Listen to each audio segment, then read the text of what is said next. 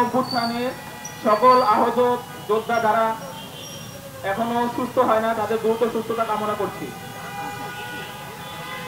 আজকে যে সকল আহত ভাইয়েরা আমাদের এখানে এই মানববন্ধন কর্মসূচিতে অংশগ্রহণ করছেন সবার প্রতি আমি কৃতজ্ঞতা জ্ঞাপন করছি এবং মিডিয়া কর্মী ভাইদের প্রতিও কৃতজ্ঞতা জ্ঞাপন করছি।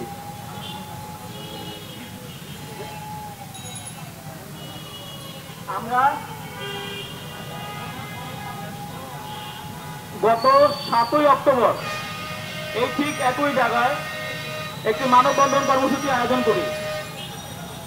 আমরা সেই মানববন্ধন কর্মসূচি থেকে সরকারকে একটি সময় দেই যে 1 সপ্তাহের ভিতরে আমাদের নিয়ে একটি ব্যবস্থা করুন।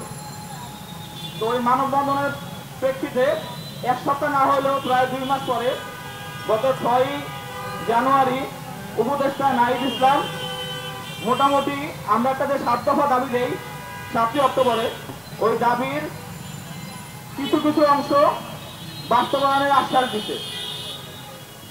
মিডিয়া ভাইরা জানেন 14ই নভেম্বর সচিবালয়ে 7 দফা দাবি তুলে দেওয়া হয় স্বাস্থ্য সচিব এবং বিভিন্ন উপদেষ্টাদের সামনে।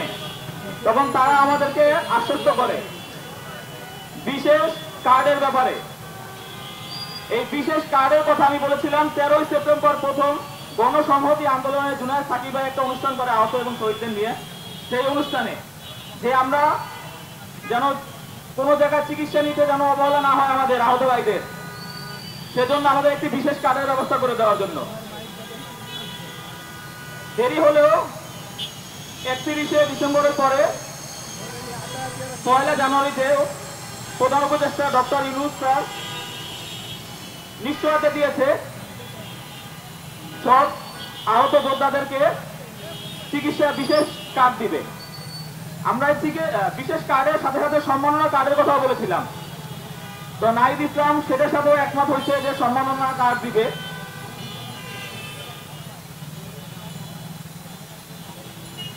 নাহিদ ইসলাম ভাইকে আমি ধন্যবাদ জানাতে চাই।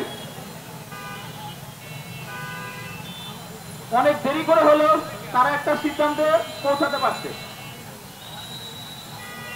ধন্যবাদের সাথে আহত ভাইদের যে সুচিকিৎসার কথা আমরা বলেছিলাম প্রথম দাবিতে, যে 24-এর গণ অভ্যুত্থানে আহত যোদ্ধাদের অতি দ্রুত মন্ত্রী বা উপদেষ্টার আহত হলে যে মানের চিকিৎসা দেওয়া হতো সে মানের চিকিৎসা তাদের দিতে হবে।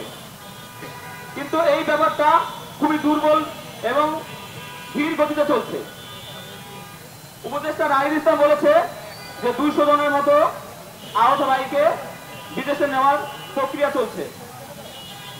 আমরা আহত ভাইরা বলতে চাই, ভাই আজকে 5 মাস হয়ে গেছে, এই প্রক্রিয়া চলতে চলতে কারো চোখ হারাচ্ছে, কারো হাত পায়ে পতন ধরতেছে।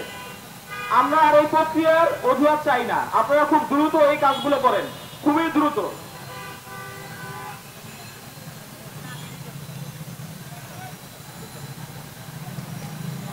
আমরা আর্থিক সহায়তার ব্যাপারে বলেছিলাম 7ই অক্টোবরের মানববন্ধনে যে আমরা তো এই রাষ্ট্রেরই সম্পদ, এই রাষ্ট্রের স্বাধীনতা আমাদের মাধ্যমে আসছে, নতুন এই স্বাধীনতা।